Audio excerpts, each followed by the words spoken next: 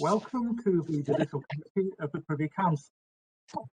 Today we're hearing an appeal from Montserrat. I'm hearing this case along with 4 other members of the board, whom I'll introduce now. Lord Lloyd Jones. Good morning. Lord Sales. Good morning. Lord Hamblin. Good morning. And Lord Stevens. Good morning. The case we're hearing is Brandt and the Commissioner of Police and others, a case of a constitutional nature, where the first question that we have to consider is whether the claim for constitutional relief is an appropriate way of raising the issue which Mr. Brandt wishes to raise concerning the lawfulness of a search of his mobile phone, that being an issue relevant to criminal proceedings brought against him. The appellant, Mr. Brandt, is represented by Dr. David Dorset and Mr. Jared Hewlett, and the respondents are represented by Ms. Anesta Week, Queen's Counsel. I'll invite Dr. Dorset now to address us on the question of abuse of process. Thank you, my Lord. I appreciate the opportunity to do so. My Lord, with respect to the issue of abuse of process that the board has asked to be addressed first, I did prepare a speaking note on that point, which was submitted on Sunday. I trust that the board has that. We do. Thank you. I will be relying on that principally. The other submissions with respect to the abuse of process was in fact raised in my written case extensively. But at the start, let me refer the court to the Court of Appeal judgment. The Court of Appeal judgment begins at page 32 of the record, page 3232. Are you there, my lord? Yes, we have that. Yes. You will notice from the judgment, all of the Justice of Appeal gave a judgment, and at page 34, of the record, is a synopsis with respect to the judgment of Justice Carrington, Justice of Appeal Carrington. He was, if I may say, more strident on the abuse of process point. And what he said is recorded at item D, and he, which extends from page 34 to page 35, and reliance he places on the cases, Privy Council cases. I would call it the Ramnaroop case, the Harry Kassoon case, and the Sharma case, all cases from Trinidad and Tobago. In the judgment, reference is made by Justice Carrington at paragraph 47. Paragraph 47 of the judgment, and this is the judgment of Justice of Appeal Carrington, and paragraph 47 is to be found at page 53, page 53 of the judgment. So, of the record, page 53 of the record. Do you have it, my lord? Yes. Here is what Justice Carrington, Justice of Appeal Carrington says. The factual situation in this case can be distinguished from that in Terrence Elise versus the Attorney General, where computers were seized pursuant to a valid search warrant and then searched. The court found, this is a court of the Eastern Caribbean, a case, in fact, from St. Lucia. Reference is made to that same case at paragraphs 21 and 34 of this same judgment. the court found in that case that the police officers acted on the erroneous belief that they were entitled to conduct such a search under the terms of the warrant, and that Mr. Alice's constitutional right to be protected from arbitrary search had been infringed. They acted on an erroneous belief. In that case, says Justice Carrington, unlike the present case, the court found that there was no alternative remedy to constitutional relief. Well, we say, with respect, that in this case, the case of Mr. Brandt, the police acted on the erroneous belief that they were entitled to conduct a search under the terms of the search warrant. And you look at the search warrant, which is in the bundle, in the record, and it is attached to the affidavit of Mr. Brandt. The affidavit of Mr. Brandt begins at pages 75 to 82 of the record, and looking at that, there is no authority to search the cell phones. And in fact, the Court of Appeal has found that the search was unlawful. What that means, in effect, that the search that was in fact done was done on an erroneous belief that there was authority to do it. There was no such authority. And so we say, in light of what the court found in Alice, and the Alice case being a case where there is an erroneous belief, and the court finding that there was no alternative remedy other than to proceed by way of constitutional relief, that pretty much is the same case as in the instant case. My Lord, I would now, Dr. yes. Dawson, if I understand it from your written case, you accept that there is an alternative here, which is for the admissibility of the evidence to be challenged before the judge in the criminal proceeding. Your complaint, as I understand it, is that there would be no possibility of an appeal against his decision in that forum, Yes. unless your client were to be convicted.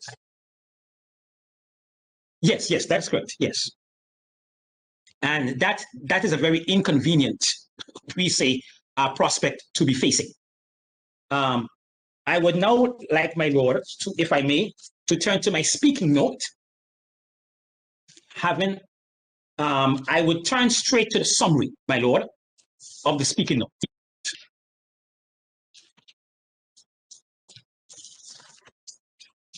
And the speaking note at page 5 of my speaking note, do you have it, my Lord? Yes, we have that, and I've got the slide in front of me. Thank you. My summary, point 1, we say that there was no abuse of process by the Harrison standard. I have referred you to the judgment of Justice of Appeal Carrington, where he relied on basically 3 authorities, including the Harrison. Harrison is commented on favorably and adopted, in essence, in the Ramnaroop case. Of the 3 authorities relied on by Justice of Appeal Carrington, there are, in essence, what I say, 2 rules or 2 strands of authority. One I would call the Harrison rule, and the other being the Ramnaroop rule. With respect to Harrison, this is what we say about that case. In that case, there was a situation where a public officer, a teacher, was transferred to another position against his will.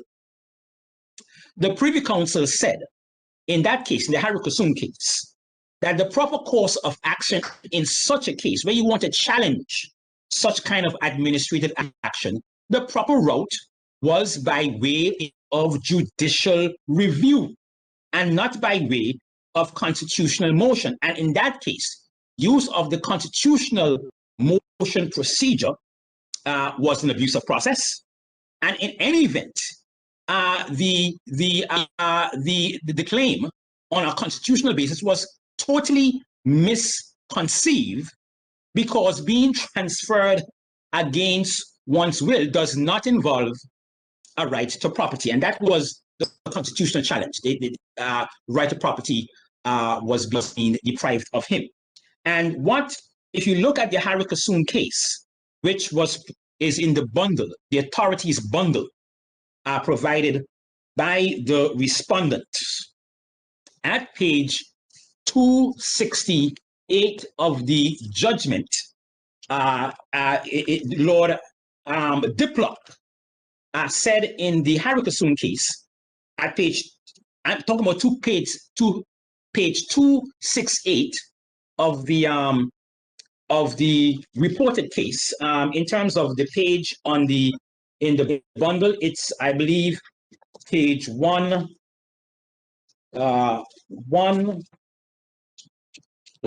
page 181 of the respondents' authorities bundle.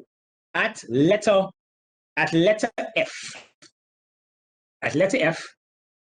page 271 of the reported case, page 181 or 182 of the bundle, letter F, Lord Diplock said at letter F, the instant case concerns only the right of a holder.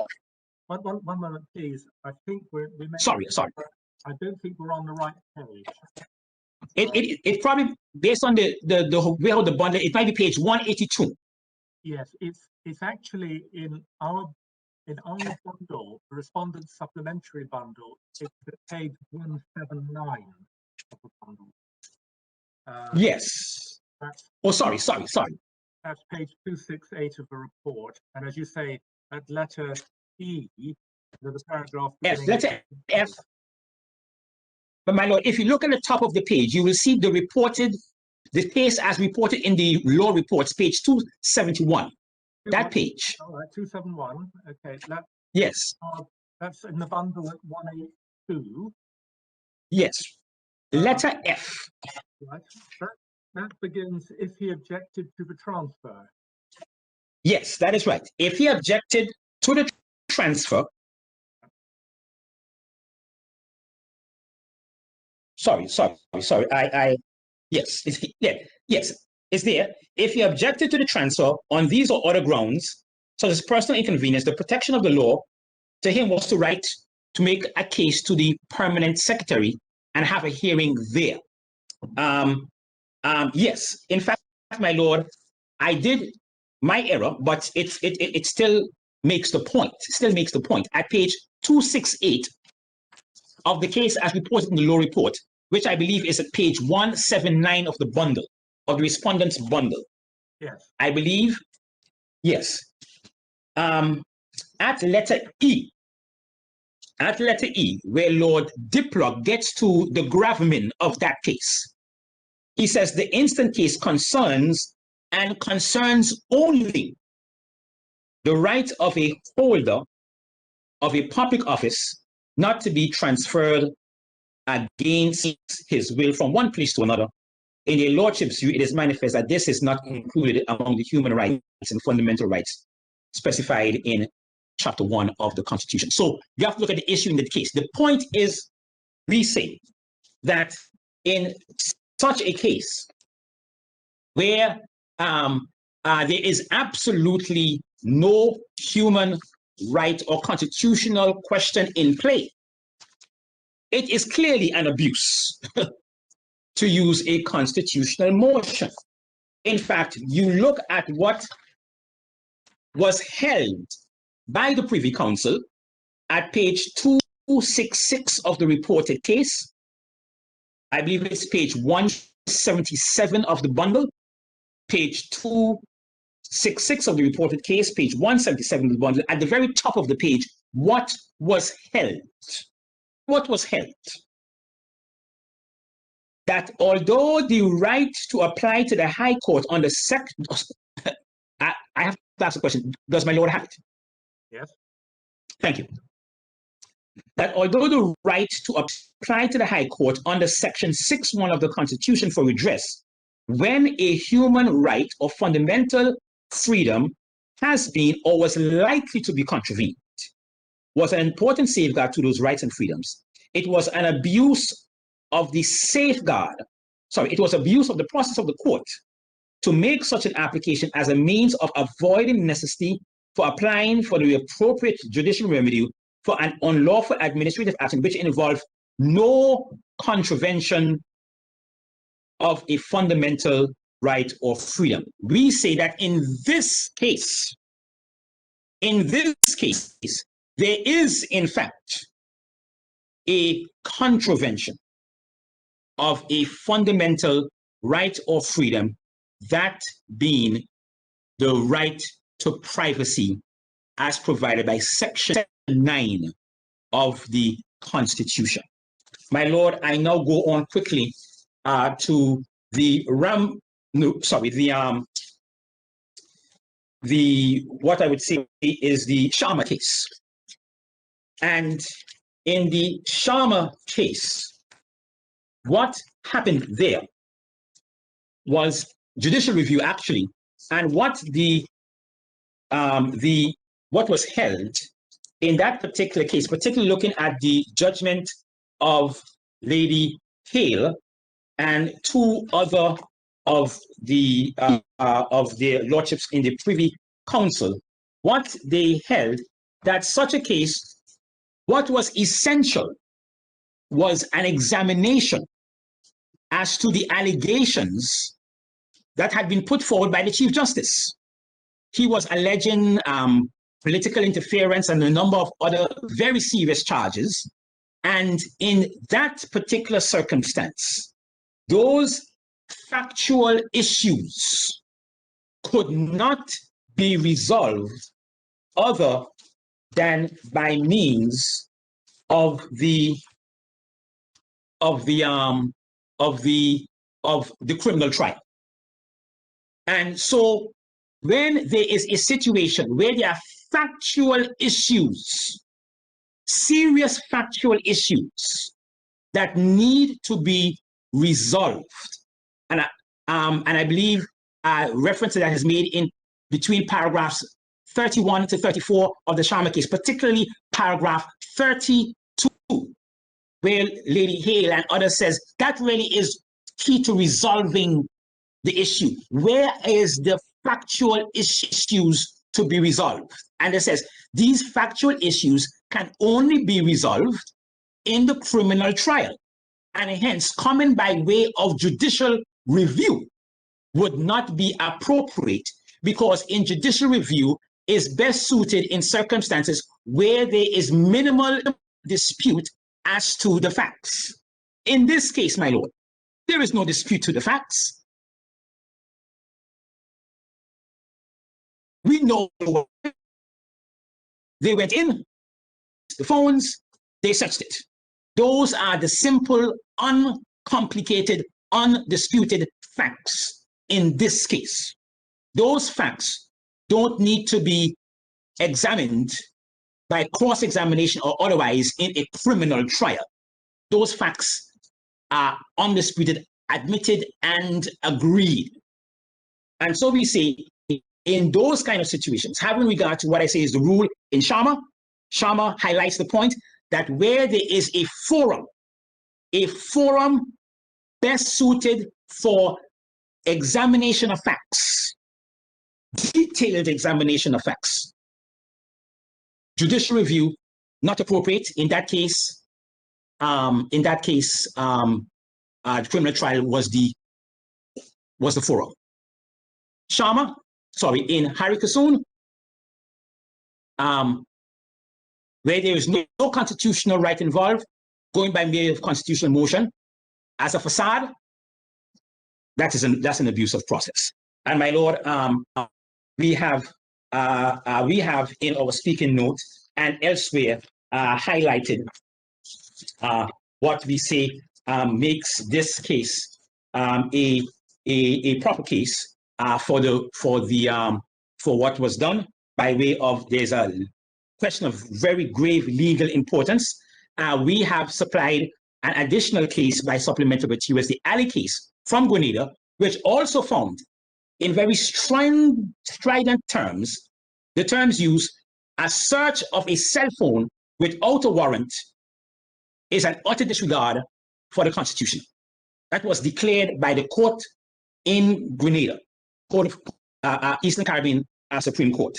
Point 4, there was a serious question raised as to the rule in Karuma, which we say could not be properly argued in the High Court given the precedent.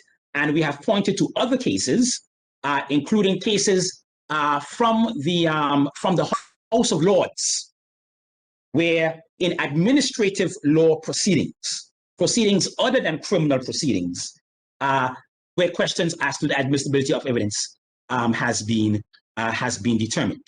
What we say, the principal issue in this case, and I think the parties are agreed, the principal issue in this case is the constitutional question. Was the search constitutional? Anything that comes after that is what I call a consequential issue. Whatever the consequence may be, and we have put it to the board.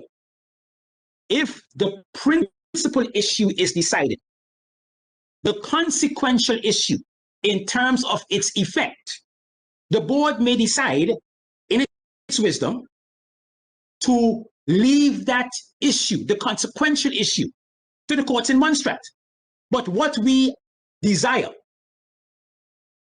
the principal thing, the overriding thing, is a determination as to the constitutionality of the search. I think my 20 minutes, my lord, is just about up.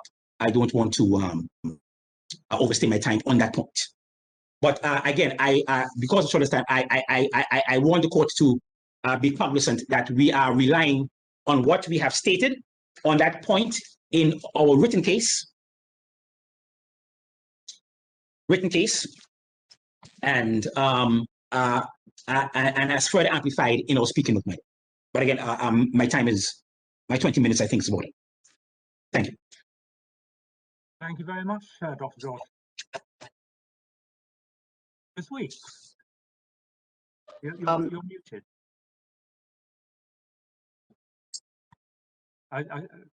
Yes, Ms. Weeks. Can you hear me now? You can, yes, thank you. Thank you. Do let me know if there's any difficulty hearing.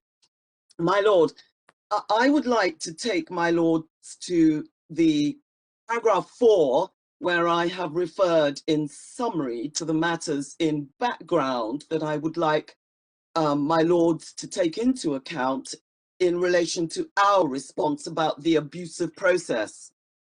I'm not going to reread any of this because I know my lords would have read the factual basis for the ruling for the trial judge, Mr. Justice Evans, who first dealt with the abuse. And we say the Court of Appeal adopted that finding. May I tell you that it's on page 127 of the record, the appellant's record. So if we go to 127, you should find, as it were, the beginnings of the factual basis for the finding of abuse by Mr. Justice Evans, which we say was adopted by the Court of Appeal. Does my lord have the record, page 127? Yes, thank you. Thank you.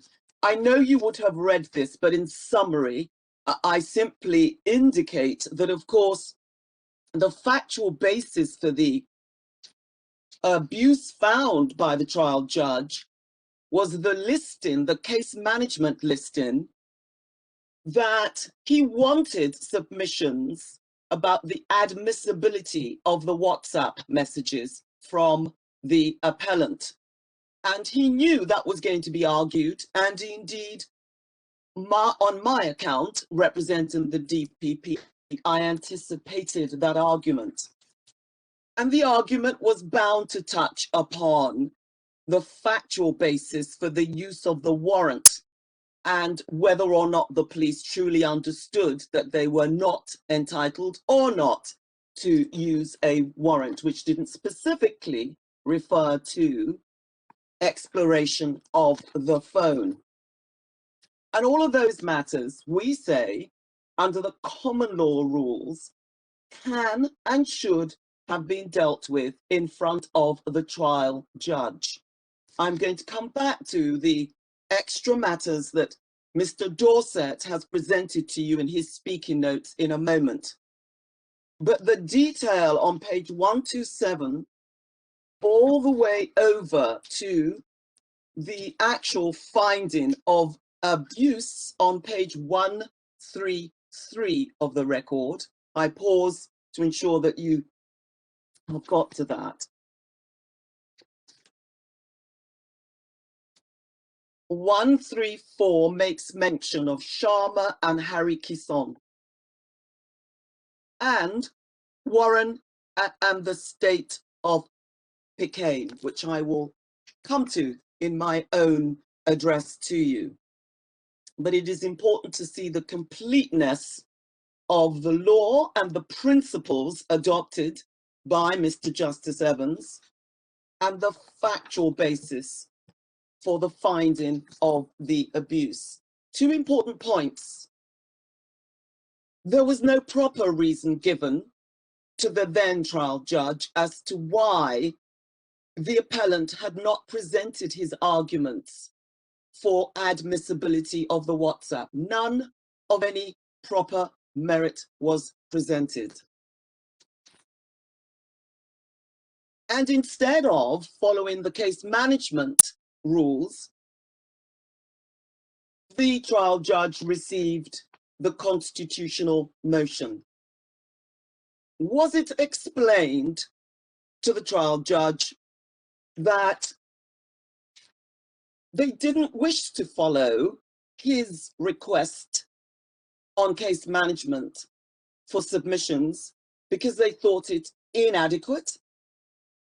And there was no explanation to the trial judge, we submit, in any of the documentation that, for example, it was necessary to challenge the decision, the common law decision of Kuruma. As you appreciate, within the ruling, that factor, the very mention of Kuruma, was not within the judge's ruling. If it was right that he was told clearly, well, we don't want to go down the route of addressing you as you've requested for the admissibility of the WhatsApp because we want to argue a matter of great public importance, for example, Kuruma. And we do not consider that the outcome would be sufficient because there ought to have been a ruling as to why the judge accepted that or not. So that's the first point we make about that. Our submissions then to the Court of Appeal, my lord, you will find on the appellant's record at page 26. I'll just pause.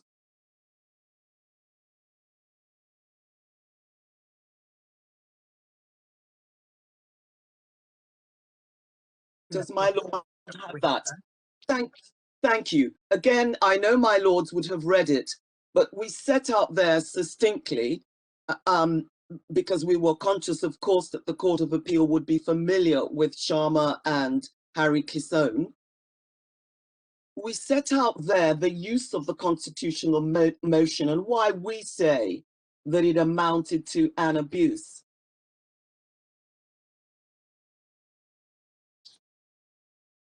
At 2.6 of those submissions, we set out there the knowledge that the appellant knew that the criminal trial was available to them to deal with that issue. and that the criminal trial was capable, we submit, to deal with any constitutional breach they say may have occurred to his right of privacy.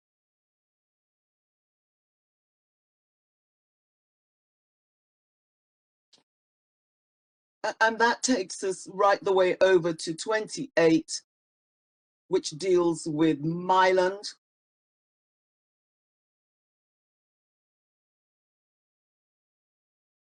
And the points of delay in 2.9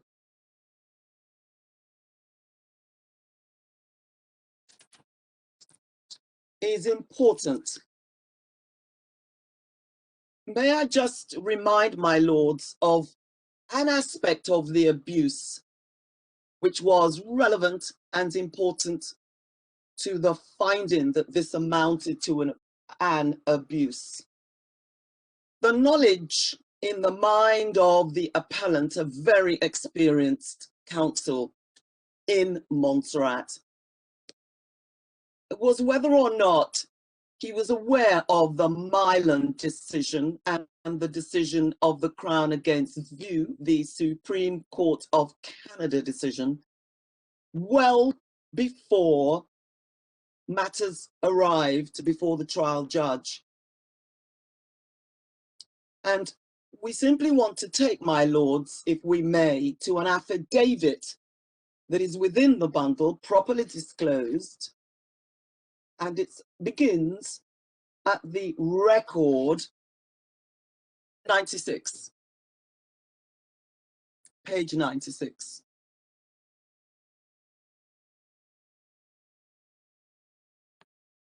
I summarize. August the 11th, 2016, the year we, the DPP, presented our case, the appellant wrote a letter to the Commissioner of Police telling him, and I quote, "This action of the arrest and the interrogation of his phone is in breach of my right to privacy as guaranteed by the Montserrat Constitution and contained in the case of the Crown against View." Following paragraph in Shankel and Myland, he quoted what the judge said there. That's sufficient a reminder to my lords that the appellant knew since 2016 he wanted to argue admissibility, but most importantly, that it amounted to a breach of his right of privacy. And that was taken into account by Mr. Justice Evans, adopted by the Court of Appeal. I've gone back a little to the history because, of course, the criticism in this appeal is that the Court of Appeal were wrong to make a finding that the use of the constitutional motion amounted to an abuse. That's all I say about the background to the factual basis of the actual abuse. I want to turn to what we say is our understanding of the authorities, Sharma and Harry Kisson. I note the speaking note from Mr. Dorset. We state just in passing, my lord, that this specific submissions and the distinction between Harry Kisson and Sharma was not submissions in this form presented to the Court of Appeal. The distinction being made as to what were the contents and what was the purpose of Harry Kisson and the distinction in this case. We say it is important to begin with this submission. Both Harry Kisson and Sharma deal with a central legal issue of importance. And we say it is when you come to consider if you should use a constitutional motion, ask yourself this question. Do I have a proper, sufficient alternative process that I should access? All of the cases quoted by the Court of Appeal have that character within them. Of course, the factual position in each of them is very different. In Harry Kisson, the teacher had an available alternative process. A regulation available under the Constitution that would have allowed him to bring a review of the decision to have transferred him to another school. Lord Diplock made it clear. Factually, it was available to the appellant in Harry Kisson, but he didn't avail himself of it. He chose to use a constitutional motion that turned out to be ineffective, in fact. But this is the importance of the case, not that it was for a completely different reason, and not because the decision in Harry Kisson did not include a proper reference to any breach of a constitutional right, such as a breach of the right of privacy. Can the same point be made of Sharma? We submit yes. There was, of course, a case all about the use of judicial review. The judicial review of 3 individuals who had taken steps towards setting up a prosecution for an attempt to pervert the course of justice by the then Chief Justice. A very detailed discussion of the downsides and disadvantages of the judicial review were expressed in that judgment. And particularly in the speeches of Lady Hale, adopted by others, that this was not an appropriate alternative to the criminal trial. Why? Because the criminal trial provided all that was necessary to raise the issue of, was I unfairly treated for political motions and motivations? That could have been explored within the criminal trial. The Privy Council made that clear. There was no inadequacies of the criminal trial. He could have gone further by making an application to stay the proceedings on the basis that it amounted to an abuse because of the political background. So again, Sharma is not to be distinguished and therefore no longer relevant to the arguments about abuse, because it must be seen from those 2 decisions what the courts are trying to do. They are making it clear that if you have available another option, in this case we say a proper criminal trial, a judge with proper and extensive powers, many of them common law, many of them statutory, you should use that. So we begin with that important point, that it must be properly recognized as to the reasons why the Court of Appeal went back to mention Sharma and Harry Kisson. And what is now being said in the speaking note doesn't appear to have been dealt with by the Court of Appeal by way of, do we or do we not, Mr. Dorset, agree with the distinction that you draw about the purpose of those appeals? We say because this speaking note as it appears to my lords was not in front of the Court of Appeal. that's the first point we make. I add the Warren and Picayne, a little bit more recent than the two we've just spoken of, but still the same central legal theme of importance. The appellant raised at least 3 complaints under the Constitution of the estate of Picayne. And it may help, my lords, if I take you to at least a relevant page. Page 70 of the Respondents' record.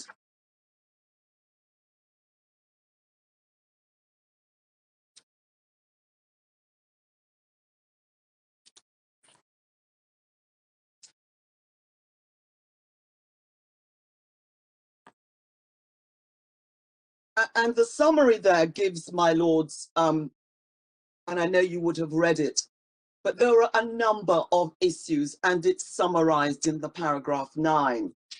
And my lord will know that the wording of the Constitution, it's there, section 25, but it mirrors section 20 of the Montserrat Constitution in its purpose. Now, all of these 3 complaints were addressed. And what is said about that in the first judgment by the first judge is communicated at the top of my lord's page of the record 71.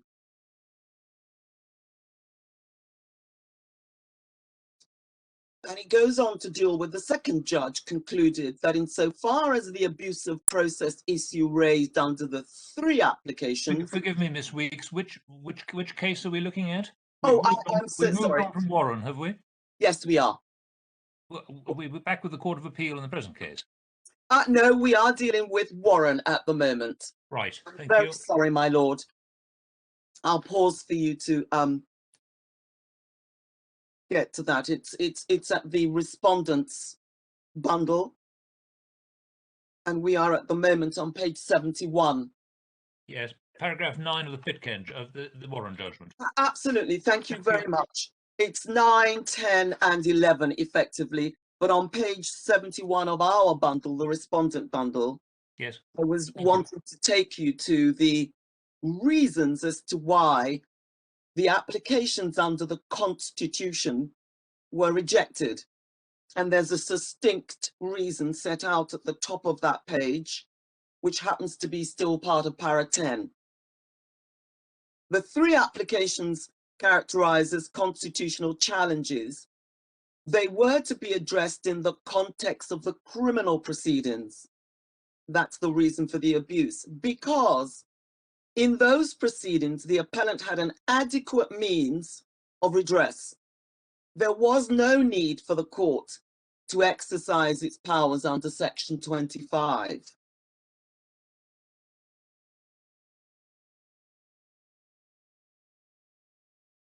And if one moves to the bottom of page 71, the Court of Appeal was satisfied that adequate means of redress was available under any other law. Did the board agree with that, my lords? If we go to page 72, you will see the board, para 13, the board agrees with the Court of Appeal that the application should not have been made under section 25, because had there been any substance in any of the grounds advanced, adequate means of redress would have been available within the criminal proceeding. So here is a more recent decision where the same central important legal issue is there an alternative remedy? This happens to be in Warren, an example of where there was a criminal trial.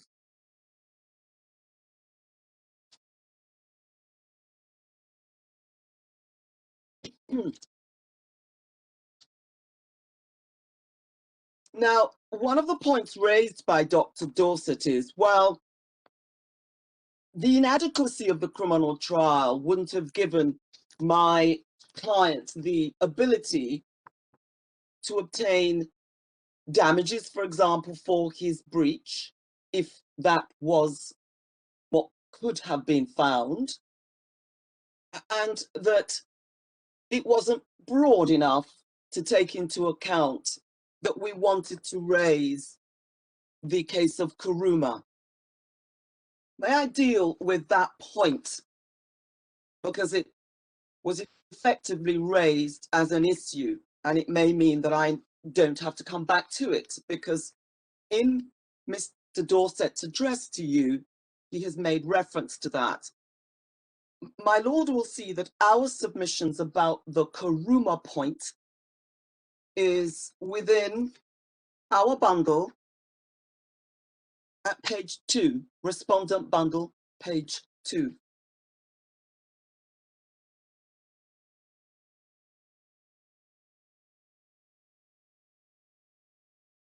I've referred to it as the issue 2. Do my lords have it?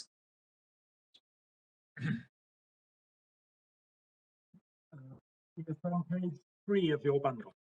I've got it as 2, but my lord, that may well be right. But the heading is issue 2, should the common law position expressed in Kuruma remain good law? That's the heading I want to deal with. But we may not, that's not really the issue we're looking at the moment, which is whether the appropriate means of raising that question in the present case was by an application under section 20 of the Constitution, or in the criminal proceedings.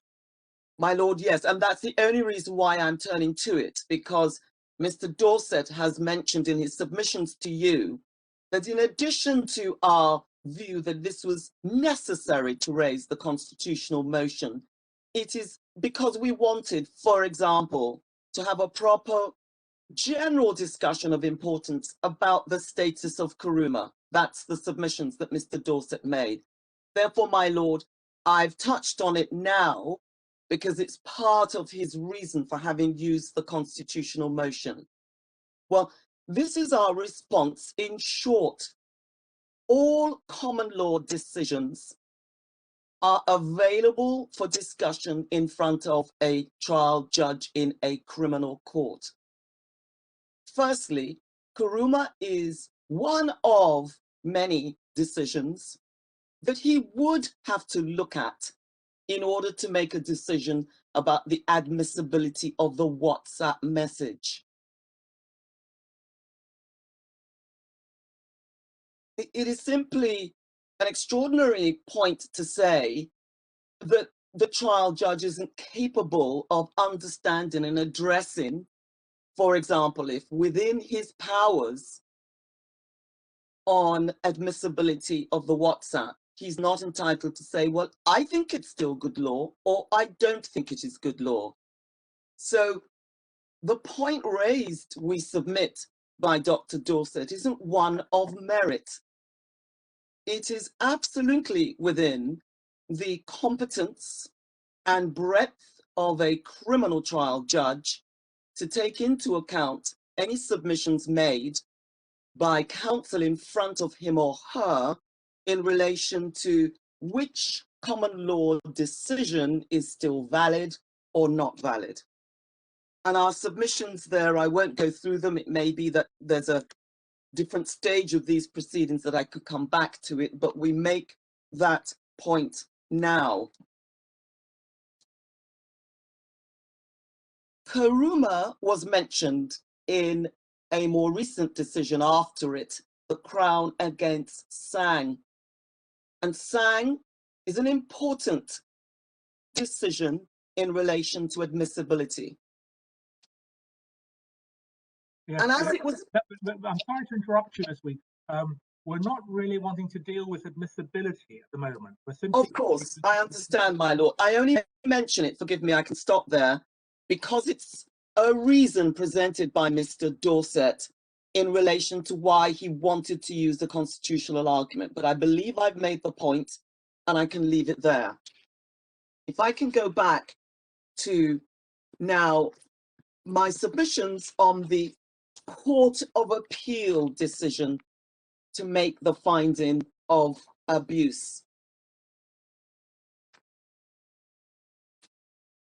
And my lords will see that the decisions, and I've now gone back to my lord's page 34 of the appellant record.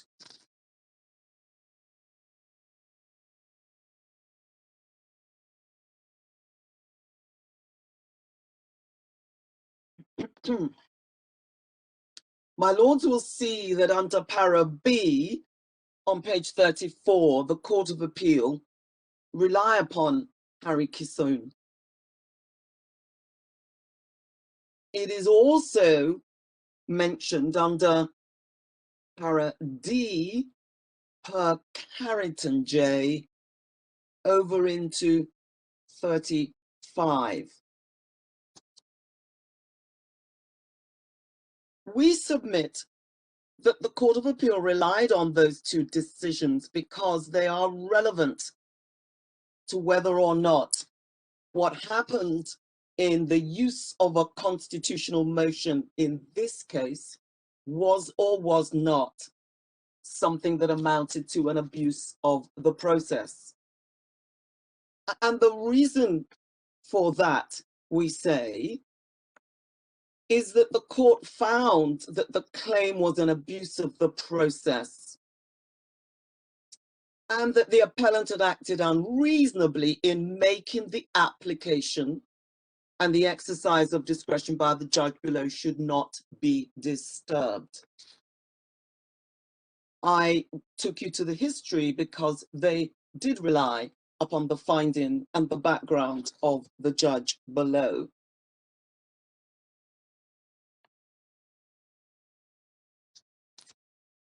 Now, I have already made the point to my lords that nowhere in the Court of Appeal judgment were they invited to make it clear that the distinction between this case, Harry Kissoon and Sharma, made those two decisions not operative when it comes to the discussion of abuse of process, because that's the purpose of the speaking note presented to you.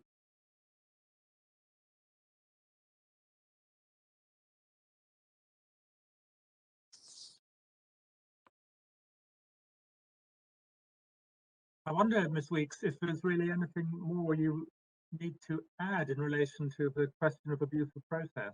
Well, my lord, not really. I just wanted to touch, because I'm conscious I don't want to filter into the admissibility point. May I just have one moment, my lord?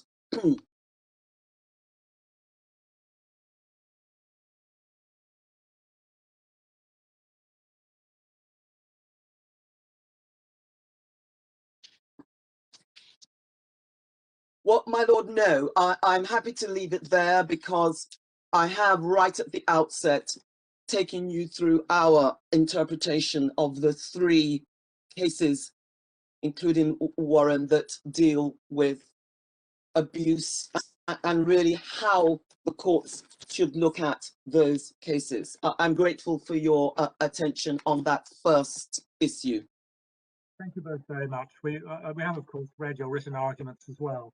I think we've got a pretty good idea of what your respective positions are on the issue of abuse of process. We'll speak to the question. I'm sorry, I just wanted to be absolutely certain that I've understood one point. If one goes to page 98 of the main bundle, the letter there is signed by David S. Brandt.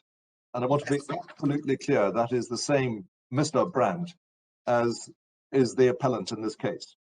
My lord, yes. And if Mr. Dorset think I've got that wrong, he will interrupt. But my lord, When this matter arose in the courts, I was very clear that this was a letter from the same appellant, David Brandt. Thank you for the question. And then if I can go to page 76, paragraph 4. Of the This record. is of the record. Yep. Yes, my lord, I have it. That is exactly the same person making the averment at page 76. Paragraph 4. Yes, my lord, absolutely. Thank you. Right.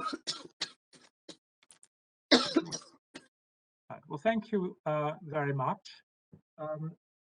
We will have, I think we should now Dorset. Yes. Just to clarify, for purpose of clarification, the page that was just referenced by Lord Stevens, page 76, it was the he at line 2 of paragraph 4. It was only at that stage that counsel David Dorset became aware of the Milan case. Yes. Yes. We hear what you say, and thank you for that, Dr. Dorset. Thank you. We'll now go. The board will now have a private discussion of what we've heard in relation to abuse of process, and we'll, if you remain in the hearing, Dr. Dorset and Ms. Weeks will return in a few minutes' time. I think we're now ready to resume. The board have considered the submissions of both parties on the question of abuse of process, and we've concluded that the constitutional motion was indeed an abuse of process, and we'll tender advice accordingly. It seems to us that since the Court of Appeal correctly concluded that the application was an abuse of process, it should simply have dismissed the appeal. And we don't see a basis on which the declaration that they made can stand. But we feel we ought to give you, Dr. Dorset, an opportunity to address us on that issue. You understand the difficulty. If the motion before the court is an abuse of process, then it should simply be dismissed. And having correctly decided to dismiss it on that basis, there's no basis available to you for granting a remedy in that motion. Yes, well, it does put us certainly in a difficult position, and I am not able to say readily what is to be done. The point has been raised and agreed in any event that the central issue arising in the appeal from day one, from before Justice Evans, before the Court of Appeal, and before the board, was the issue of the constitutionality question.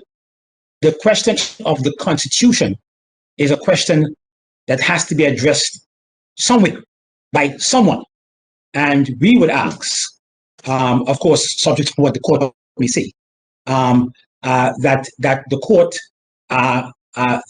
this court, give a ruling or some view on that live issue, if I may say. That is a live issue.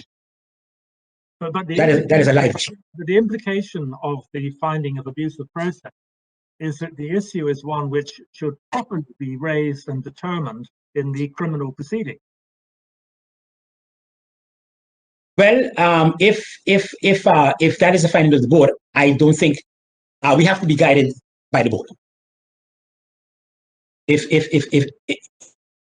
that is how the board views the matter. Well, thank you, Dr. Dorset. I don't think Ms. Weeks we really need to hear you on this issue. Dr. Dorset accepts that that it's a matter really for our decision. My lord, I agree. I don't think I can add anything. Thank you. Well, in that case, we're very grateful to you both for your submissions. As I say, we will give our advice to Her Majesty along the lines that I have indicated, and you will receive our judgment in due course. Thank you. We'll adjourn now. Thank you.